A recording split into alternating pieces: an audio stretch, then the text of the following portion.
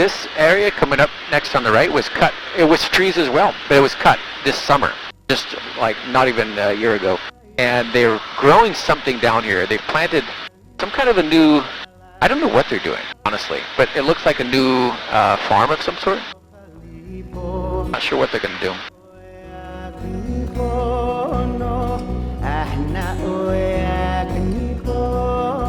Another old sugar mill here too. This one's the Pauwilo mill.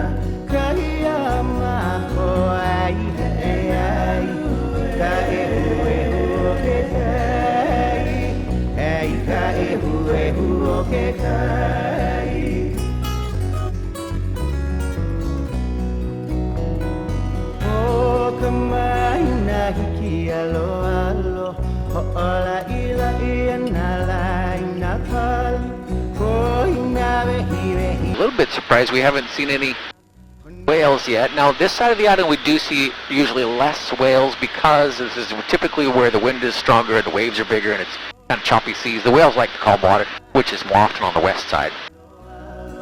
If we don't see any over here, we'll definitely at least quickly look on the other side when we get across later.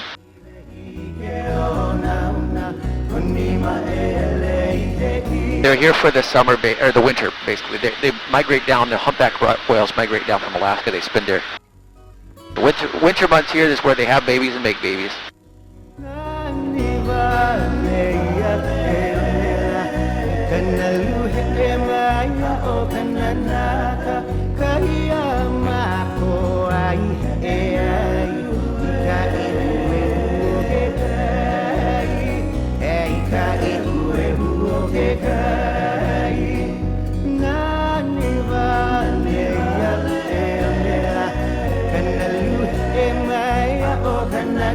Speaking of the rough seas and the wind,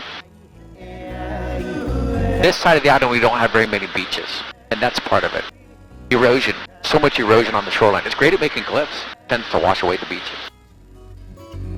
But also, we don't really have that many beaches on the Big Island in general anyway, because it's the youngest Hawaiian island, and beaches take a really long time to form. So, not that many. But in Hawaii, the further northwest along the island chain you go, the older each island gets down the line, and they get more and more beaches. Kauai has way more beaches. The best beaches on this island are over on the west side, where it's more sheltered or protected, where the whales are. Calm water, the beaches can accumulate better. Another sugar mill, that triangle-sided building, the old Honoka'a mill, and a power station. We've got a few of these around. They're diesel fuel operated, most of them. And it's a really expensive way to make electricity. We pay 4 times the national average for electricity. My bill this month, $600. And we don't have air conditioners.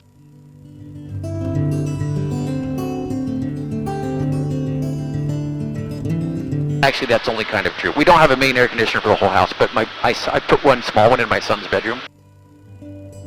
He ran it just during the night when he sleeps for a whole month, $200. One little window unit. It's more than it costs.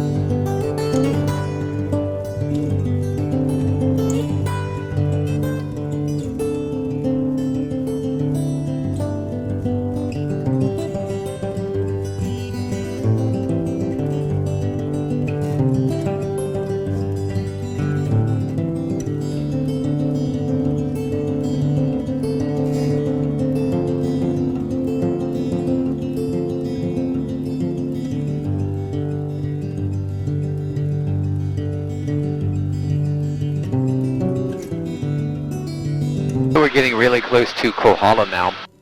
Volcano up here in front of us. Notice the cliffs are huge, and the geologists were kind of curious why. What's the difference? They did some studies. They came to the conclusion that about 250,000 years ago, this north side of Kohala broke. Big chunk broke away, fell into the ocean, would have generated a mega tsunami.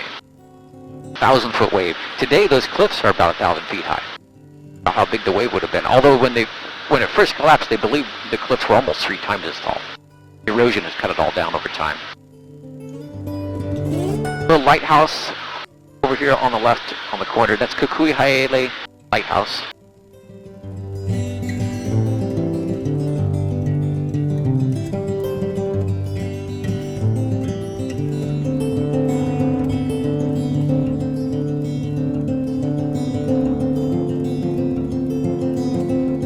The Waipio Valley coming into view ahead to the left.